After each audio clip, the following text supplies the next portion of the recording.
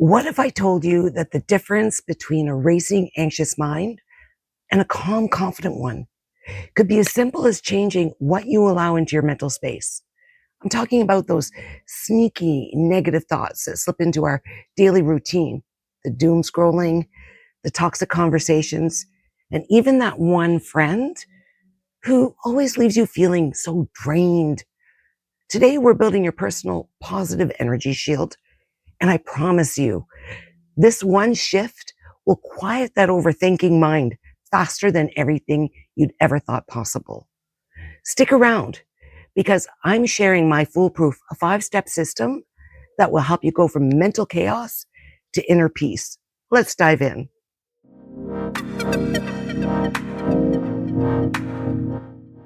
Hey there, and welcome back to Hope Regained, the podcast where we rediscover our love for life. And I'm your host, Christiane Boudreau. Thank you for taking the time to spend with me today. I'm really grateful, and I'm sure you're going to get something from this as well. So stick around to the end for the 5 steps that's going to give you the key to get rid of that overthinking, the racing thoughts, and switch your mindset from negative to positive.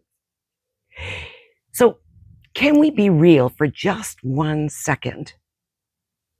How many of you woke up this morning, grabbed your phone, and immediately started scrolling? I know I've done it. Maybe you saw some drama on social media or read a negative news headline. God only knows there's tons of them around us.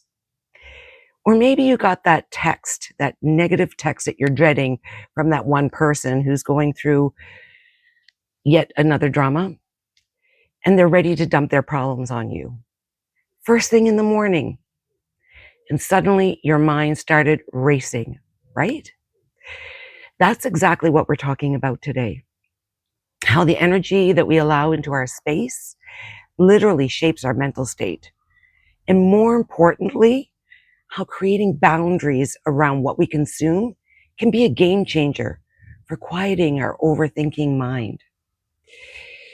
So we're going to start off at looking at the hidden energy drains. Let's start with something I call an energy audit. Most of us are walking around completely unaware of how much negative input we're absorbing daily, all day long. It's like having tiny leaks in a bucket. You don't even notice them individually, but suddenly your bucket is empty. It builds up, and it builds up. So what are the biggest energy drains in a run of a day? Well, the first one is a big one that we all deal with. And it's something that even came up much more during COVID and causing us a lot of problems. And that first one is digital overwhelm. With social media, news, and anything else that you absorb in off of that internet that leaves you feeling worse about yourself or the world. Let's face it, the world's not an easy place right now. And when we look at it constantly, I mean, we've got to keep informed, but constantly feeding the negative and negative and negative, it has an impact. And what you watch creates an algorithm in all your systems and platforms that signals those systems to give you even more of that negativity.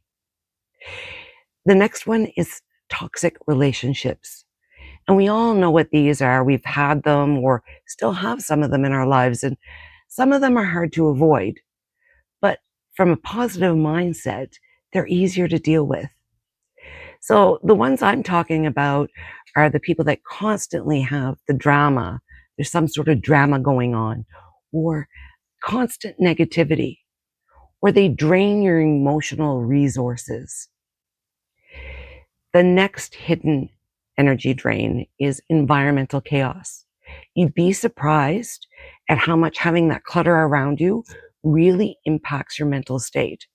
Or messy, dirty, anything like that. Loud, the neighbors playing music loud, there's machinery going on in the background. Anything like that can start to stress you out. And lastly, the internal negative self-talk. We did a whole episode on internal positive self-talk and how important it is what we feed our minds.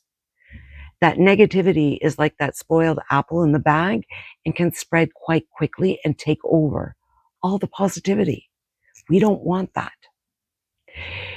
Here's what's actually happening in your brain when these things happen. When you're constantly exposed to negative stimuli, your amygdala, and that's your brain's alarm system, stays activated. It's kind of like having a smoke alarm that is constantly beeping at you because you need to change the batteries.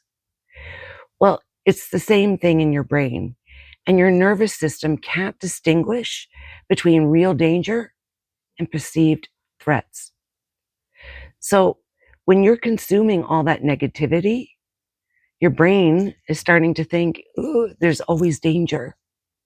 This constant state of alert is what fuels the racing thoughts, the what if scenarios, the 3 a.m. wake up because of a worry session that's going on in your brain. Your brain is literally looking for problems to solve because it thinks you're in danger. That's what it's designed to do, to protect us. So here's the great part. Your brain is incredibly adaptable. There's this concept called neuroplasticity, which basically means your brain can rewire itself based on what you repeatedly feed it. When you consistently choose positive inputs, uplifting content, supportive relationships, calming environments, happy music, or maybe videos or TV shows that make you laugh that are positive, you're actually training your brain to look for good things. You're strengthening the neural pathways that lead to peace, gratitude, calm, and even hope and excitement. Research shows that people who intentionally curate positive media have decreased cortisol levels, improved sleep, and significantly reduced anxiety within just 2 weeks. 2 weeks. That's it. That's how powerful this is. That's how quickly we can start to shift our mindset from negative to positive.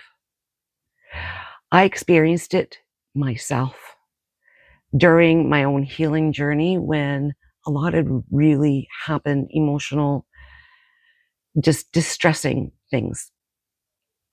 And I couldn't turn it off. I remember feeling like my brain was just in constant chaos and it would never stop. I'd wake up in the morning already tense. The turning point came when I realized I was feeding that storm every single day through my choices. And I started making a choice, a conscious decision that I was going to stop with that. And I was going to change how my days were going to start going. And that meant first thing in the morning for me, it was a positive affirmations meditation to try to start or project my brain into a positive direction. And that's what started it for me. So how can you start building your positive energy field and shield and everything that's going to protect you throughout the day? Is a 5-step system that I started working with. So let's get into it. Step number 1, the 24-hour energy audit. In order to change something, you have to be self-aware. You have to be aware of what's coming into that brain of yours. So for one full day, pay attention, get a logbook, a journal, and write down everything you consume. Your social media, TV shows, news, conversations, podcasts, even the music you listen to. Pay attention to what you're consuming. And next to each item, rate it from 1 to 10. 10 being very positive, uplifting, happy. 1 being very negative, triggering sad emotions, whatever those emotions are. And anything below a 6 needs to go. We need to get rid of it. Step number 2, create your instead list. For every negative input you identified, find a positive replacement. You're going to want to replace it as much as possible to do a reset. So instead of doom scrolling, make it gratitude journaling, for example, or intentional searches for positive content. Again, that will change your algorithm on all your platforms that you get all of your material from, or your videos or anything else like that, news headlines. And a toxic friend's phone call instead can become a nature walk. If you know that something is toxic, it's going to drain you, take that pause, take a walk in nature, breathe in some happiness first. Anxiety inducing news becomes inspiring podcasts or books. Switch it. Yes, I know we want to stay informed, but it doesn't need to be first thing in the day where we're going to start our mind going into that direction. We can keep up to date on little tidbits that we need to know only.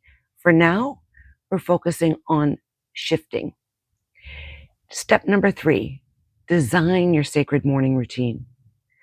That first 30 minutes when you get up sets the tone for the rest of your day. And that's key for everything. So if you're going to create a routine, create it so that it floods your system with positivity. Maybe it's meditation like I did, a 10-minute quick one in the morning would start my day. Or those positive affirmations that you need. I did an episode about that for the positive self-talk. And one of the tricks is sticking positive sticky notes on your mirror when you're getting ready or anywhere, just to remind you to get your brain functioning in a happy, positive, strong manner.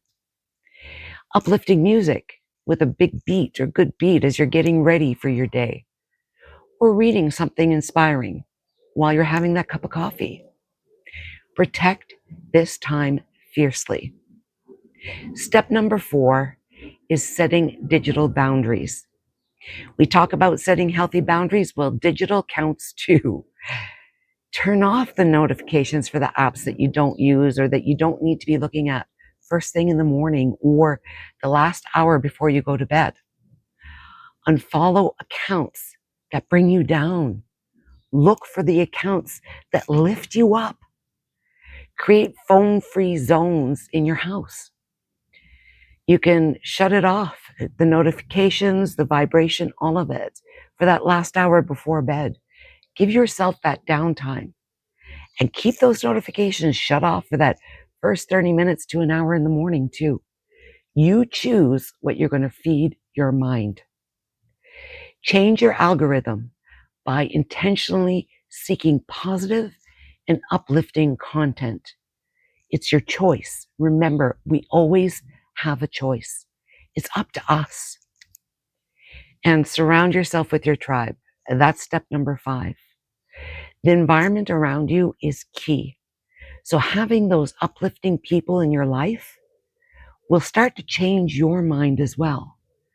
You hear business gurus that talk about surrounding yourself with people that are positive and uplifting about business to propel you forward, to get you where you want to go. Well, it's the same thing with mindset. It's about surrounding yourself with positive, uplifting people.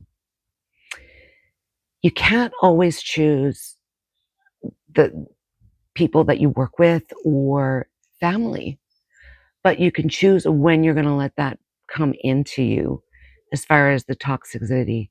So you want to surround yourself and balance it with the uplifting, so it's more so than the toxic and what brings you down. Then you can cope with what you need to in a better way. Distance yourself from the energy vampires, the psycho vampires, and they're out there. We all know someone who just drains us. Take a pause, take a break, step away, and limit how much you let in. Yes, sometimes that means it's the ones that you care about most. but you can take it much better if you flood it with positivity. I'm going to share a quick story right now. When I went through all of this, a friend of mine said, I've noticed a difference. You're lighter, you're brighter. How did you do it? How have you been able to overcome so much grief? So I told her, I shared my system with her of how she could do it. I told her the 5 steps that I took and I chose that I was going to make my life happy. She put them in place, and 3 weeks later, she said, it's like somebody turned down all the chaos. I feel lighter. I'm not overthinking all the time anymore. It's changed as quick as that. That's the power of intentional input. I know you can do it. So, speaking of overthinking, let's get to that directly. When your mind starts racing, it's often because it's processing all the negative input for your day. But when you filled your mental space with positive messages, your brain has different material to work with. Instead of spiraling all the time in worst case scenarios, and that's what the overthinking racing thoughts are, you find yourself naturally shifting and gravitating towards solutions, gratitude, positive energy, happiness, hope. It's like switching from a horror movie soundtrack to peaceful classical music, if you find that peaceful. I know I do.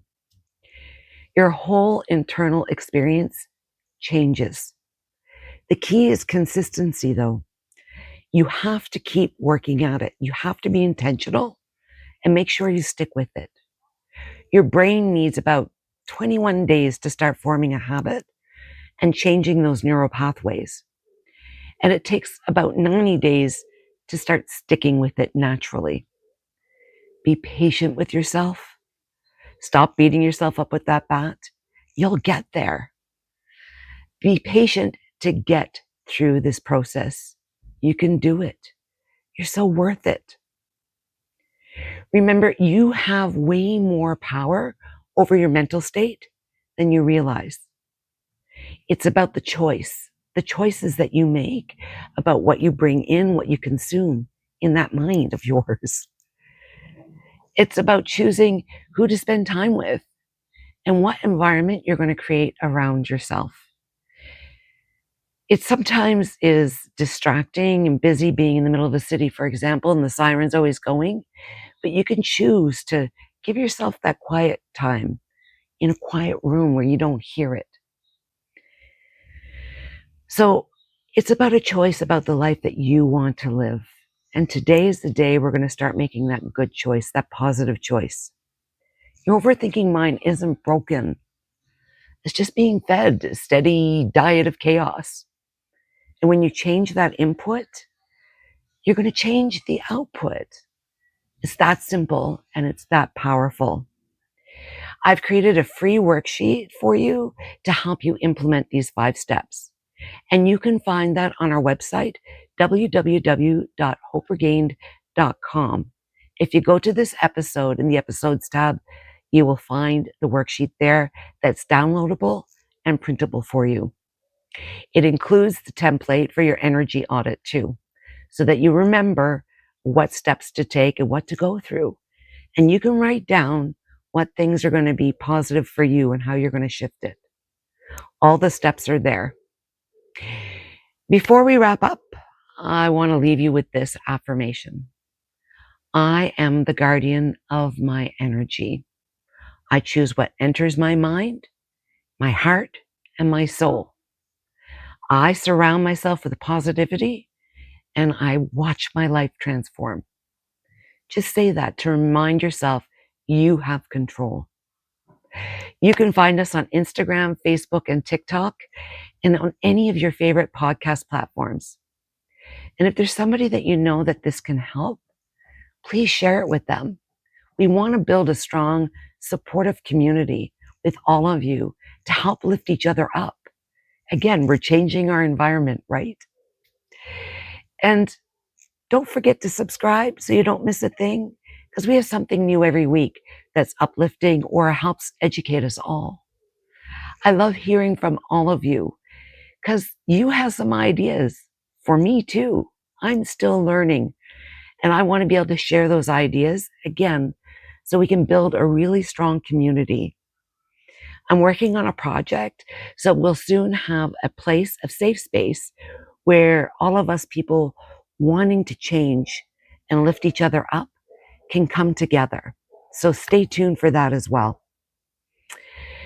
Thank you for spending this time again with me. I really appreciate it. Remember, you're not just surviving, you're thriving, one intentional choice at a time. You're worth it. Until next week, keep shining your light and hanging there with your positivity.